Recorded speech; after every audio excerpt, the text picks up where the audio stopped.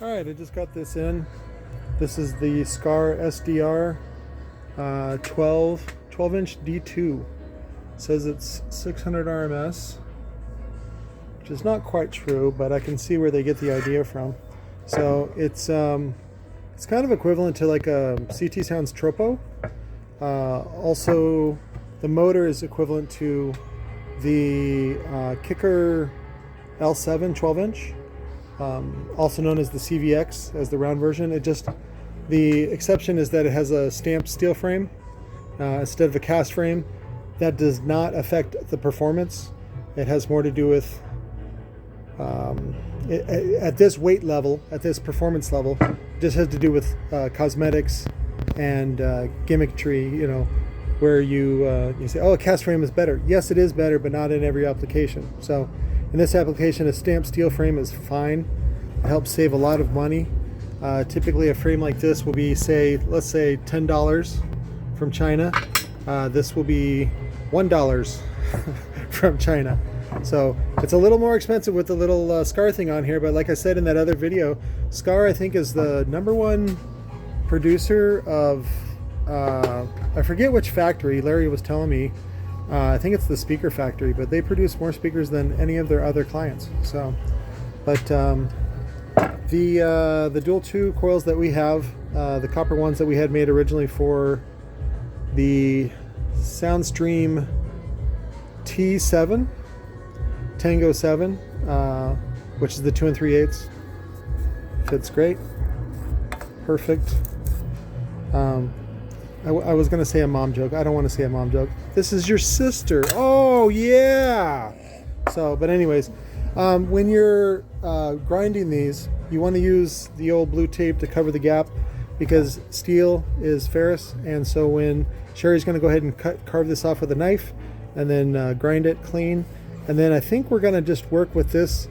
I'm just going to have her cut the spider off and leave this spacer on, even though I'm not, well, no, because it's basically cardboard, which is paper. So now I'm going to have her take that off and go straight to the metal. Sometimes if it's plastic and it's glued in place, you don't want to touch it, like I'm doing with the Type X's. Other time, and also the Type R. But this paper just does not last, and the glue soaks in, but it's just paper, so it's just going to disintegrate. So, but yeah, somebody cooked it pretty bad. And then I got this, 2 Pioneers and an audio bond for 20 bucks. So not a bad deal. And then they used, so this is also like a review on the SDR 12. So it looks very similar to the roll that I use on the Johnny 5 cone. This cone is a little cheaper.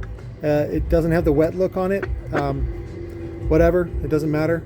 And then I think they just use a regular cap, no inner cap. I would use an inner cap, but they use just an outer cap. And then what I'll do is I'll go ahead and use my Johnny 5 cone and then a black poly cap for the inner, which I don't use an inner cap on that version either, just because it has a lot more glue surface area. So I'm comfortable doing that up to about maybe about 1200 watts. Anything over that, then I'm like, nope, you got to use an inner cap, and then epoxy, typically a glass fiber, carbon fiber cap into place. So otherwise it's just not rugged enough. And in the first years of building, I got a lot of complaints. They're like, oh, my cap fell off. I was like, sorry about that.